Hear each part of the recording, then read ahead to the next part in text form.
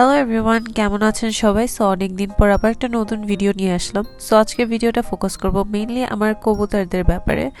তো আমার কবুতরদের এনেছি অনেক দিনই হয়েছে। সো ওরা একদম বেবি থাকাকালীনই এইভাবে আমি ওদেরকে খাওয়ার একটা ব্যবস্থা করে দিয়েছিলাম। ইট ওয়াজ সাচ এ হ্যাসেল, কারণ ওরা নিজ থেকে খাওয়াটা যে শিখবে এটার ব্যাপারে আমার কোনো অ্যাকচুয়ালি এক্সপিরিয়েন্সই ছিল না।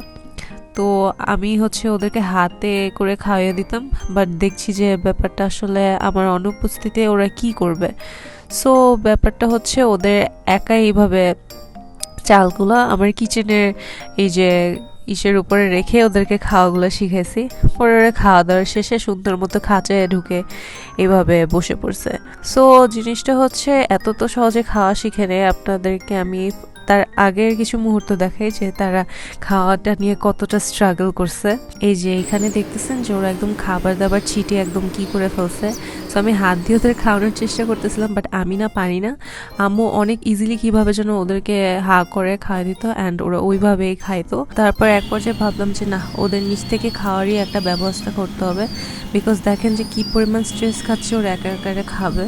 সো আমি যে আস্তে আস্তে চালগুলো নিয়ে ওদেরকে খুবই ডিস্ট্র্যাক্ট করছিলাম যে খাক।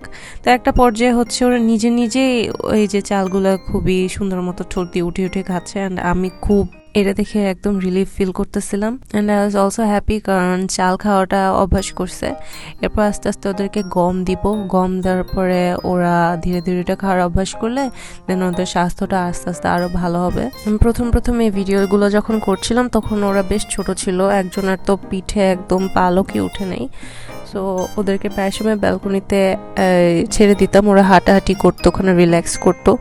যদিও এখনও পুরোপুরি ওরা শিখে নেই, সো আমি ওদেরকে নিয়ে টেনশন করছিলাম না। সো ওরা প্রায় সময় নিচে এইভাবে চাল ছিটিয়ে রাখলে ওরা এসে সেই খেত।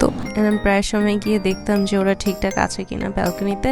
অ্যান্ড অনেক সুইটেস্ট একটা মোমেন্ট সেদিন ক্যাপচার করি, সেটা গিয়ে ওরা চুপচাপ বসে প্ল্যান্টসগুলোর ভিতরে গুটি দিয়ে আরাম করতেছে। বিকজ প্রথম যখন আসছিল তখন অনেক টেন্স ছিল, অনেক কান্নাকাটি করতো দুইজন মিলে। এখন ধীরে ধীরে ওরা মানুষের সাথে কিভাবে বন্ধুত্ব হতে হয় সেটাও শিখে গেছে। অ্যান্ড ওদেরকে একটা বড় খাঁচায় দিলাম। এরপরে কয়েক সপ্তাহ পরে এই যে দেখতেছেন আমি গম দিছি, ওরা মানে এত খায়, এখানে একদম কয়েক মিনিটের মধ্যে গমগুলো শেষ করে ফেলছে। আমার হাতেও খায়, এখনও ওদের ওই অভ্যাসটা আছে। And they are still very dependent, যে আমার হাতটা আশেপাশে থাকলেই ওরা একেবারে দৌড়ে আসে। এই ছিল আজকের ভিডিও, এবং আগামী ভিডিওতে আরও কিছু আপডেটস দিব আমার বার্থডের ব্যাপারে। এই পর্যন্ত ভালো থাকুন এবং থ্যাংক ইউ ফর ওয়াচিং।